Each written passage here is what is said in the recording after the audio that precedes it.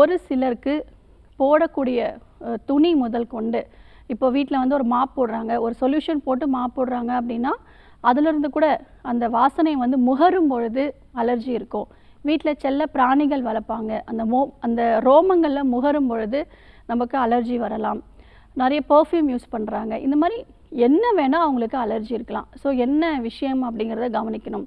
நிறைய பேர் செய்யக்கூடிய தொழில்னால ஒரு நூல் கம்பெனியில் லெதர் கம்பெனியில் வேலை செய்வாங்க, இல்லை ஒரு ஸ்ட்ராங்கான ஒரு கெமிக்கல் ப்ராடக்ட்ஸ் கம்பெனியில் ஒர்க் பண்ணுவாங்க.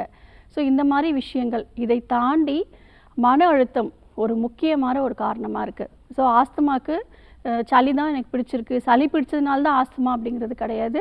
நமக்கு மன ரீதியாக பாதிப்பு ஏற்பட்டுச்சு அப்படின்னாலும் நமக்கு ஆஸ்துமா பிரச்சனைகள் வரும். உணவுலேயும் நமக்கு வரும். குறிப்பாக அசைவ உணவுகளில் கடல் சார்ந்த உணவுகள் எடுத்துக்கும் பொழுது நமக்கு அலர்ஜி வரும். ஸோ அலர்ஜினால் நமக்கு நாள்பட்ட சளி பிரச்சனைகள் இருக்கும். அது சரியாக ட்ரீட்மெண்ட் எடுக்கலாம் அப்படின்னா அதுவும் ஆஸ்துமாவாக மாற ஆரம்பிக்கும்.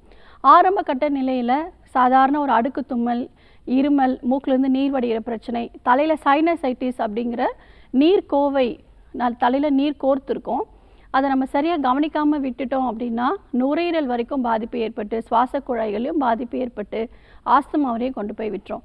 ஸோ சாதாரண ஒரு டஸ்ட் அலர்ஜி நமக்கு நுரையீரல் வரைக்கும் பாதிப்பு இருக்கிறதுக்கு வாய்ப்புகள் இருக்குது.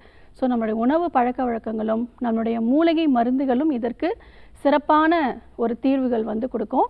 ஸோ அது கரெக்டாக நம்ம ஃபாலோ பண்ணோம் அப்படின்னா நாள்பட்ட சளி பிரச்சனைகளில் அவஸ்தை பண்ணுங்கிற அவசியமே கிடையாது.